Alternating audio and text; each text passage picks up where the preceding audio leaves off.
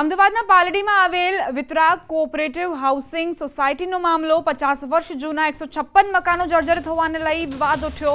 થોડા દિવસો અગાઉ એક મકાનની બાલ્કની ધરાશાયી થયા બાદ સ્થાનિક રહેવાસીએ ફરિયાદ નોંધાવી હતી અને સોસાયટીના હોદ્દેદારો પર રીડેવલપમેન્ટ ન કરતા હોવાના આક્ષેપ કરાયા હતા, જેને લઈ હોદ્દેદારો પણ ખુલીને સામે આવ્યા અને 156 મકાન માલિકમાંથી 144 લોકોએ રીડેવલપમેન્ટ માટે મંજૂરી આપી દીધી હોવાનું જણાવ્યું।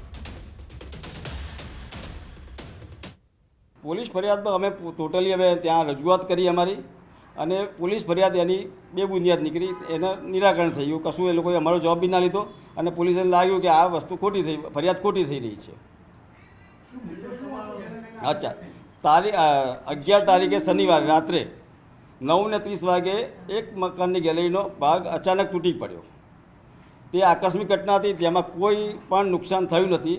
શીતલનાથ ભગવાનની કૃપાથી એમાં કોઈ નુકસાની થઈ નથી। આ મેઇન મુદ્દો હતો। આ જે આક્ષેપો થયા છે કે રીડેવલપમેન્ટ નથી થતું, પણ ચેરમેન, સેક્રેટરી, કમિટી મેમ્બર્સ અમે બધા જ પ્રયત્ન કરીએ છીએ કે જલ્દી આ રીડેવલપમેન્ટની પ્રક્રિયા આગળ વધે અને જલ્દી અમે લોકો પાછા આ જગ્યા પર આવી જઈએ એવો અમારો આશય છે।